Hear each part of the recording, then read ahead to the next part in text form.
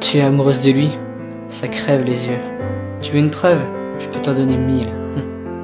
Déjà, quand tu parles de lui, t'es différente. T'as l'air si heureuse, t'as les yeux qui pétillent et je me demande même à quelle vitesse bat ton cœur. Quand tu te disputes avec lui, tu viens directement en parler car t'es en pleurs. La seule idée de le perdre t'anéantit. Faux? Tu t'imagines même pas sans lui. Même si parfois il t'arrive de perdre des sentiments, tu les as toujours. T'es amoureuse. J'ai pas raison. Et attends, j'ai pas fini. Tu le trouves craquant dans n'importe quelle situation. Tu le trouves supérieur à n'importe quel mec. D'ailleurs, tu ne vois que par lui. Et les autres, tu t'en fiches complètement. Dès que tu le vois avec une autre fille, t'es jalouse. Ouais, t'es jalouse. Et le pire dans tout ça, c'est que dès qu'il va pas bien, tu vas pas bien. Et que s'il est heureux, bah tu l'es automatiquement. Tu vois, tout ça là, tu peux pas le nier. Car rien que dans ta façon de parler de lui, bah, tu pues l'amour. Même un aveugle pourrait le voir. Même un sourd pourrait l'entendre. Et même un muet pourrait le dire. Le truc, c'est que t'as peur. Ouais, t'as peur de le perdre. T'as peur des autres filles autour de lui. Peur d'être abandonné, être lâché et pleurer pour essayer de l'oublier. Tu te fais des films, tu deviens parano quand il te répond pas comme d'habitude ou qu'il ne te met aucun cœur. Chaque fois que tu vois un film, je suis certaine que tu t'imagines que c'est toi et lui. Là, je parie qu'en écoutant ce texte, tu l'as dans la tête. Mens pas, je sais. T'as déjà pleuré pour lui, regretté d'être comme t'es avec lui. T'as déjà passé des nuits entières à attendre qu'il se réveille pour lui parler. Tous les jours, je te vois gribouiller son prénom sur ton poignet avec un cœur. Tu as gravé son prénom sur ton bureau. Chacun de tes statuts Facebook ont un rapport avec lui. Peut-être pas évident pour tout le monde, mais assez pour que lui s'en rende compte. Tu pourrais passer des heures à te préparer, rien que pour lui, rien que pour passer 5 pauvres minutes à ses côtés.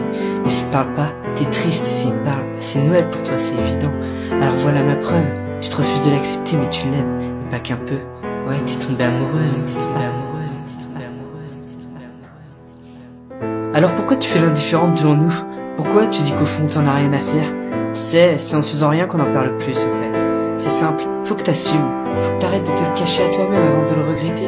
Ça sert à rien de se cacher l'évidence après tout. Si tu vis que pour lui, alors essaye au moins de ne pas le faire que dans tes rêves. Prends les choses en main, avance, n'aie pas peur du regard des gens et de ce qu'ils pourraient penser de toi. C'est tellement inutile et pourtant tout le monde le fait. Joue pas le rôle du mouton, la pâle copie qui fait ce que tout le monde croit être le mieux. Car t'es différente de ça, tes sentiments valent mieux qu'une généralité. Eux, ils ne sont pas tirés d'une pensée éthique de système, ou bien encore de celle de ce monde, mais bien de toi. Car quand ils pensent, c'est pas tout le monde qui se serre le ventre tellement fort quand ils ont l'impression que des papillons vont en sortir quand ils t'envoient un message, hein. C'est pas eux qui ne pensent qu'à bien faire devant lui, qui se mettent la pression pour de si courts moments, qui peuvent passer des journées entières à relire les conversations.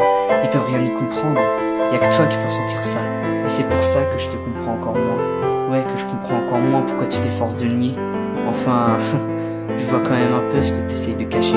Je dirais même que maintenant, je le vois clairement. Tu peux pas le cacher, de toute façon, c'est devenu tellement intense.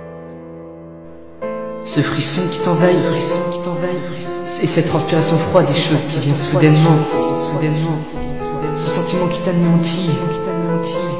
Tu vas pas me mentir plus longtemps, alors dis-le noir sur blanc,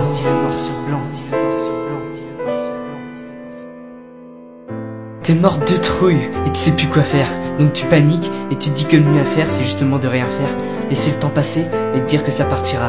Mais t'es pas couché ma pauvre, ça part pas comme ça, alors quitte à te prendre le mur, essaye au moins de tenter ta chance. Et si ça va pas, alors ce sera tant pis, mais si tu passes ton temps à regretter de ne pas avoir connu la réponse et qui finit pas avec une autre, ça fera encore plus mal je pense.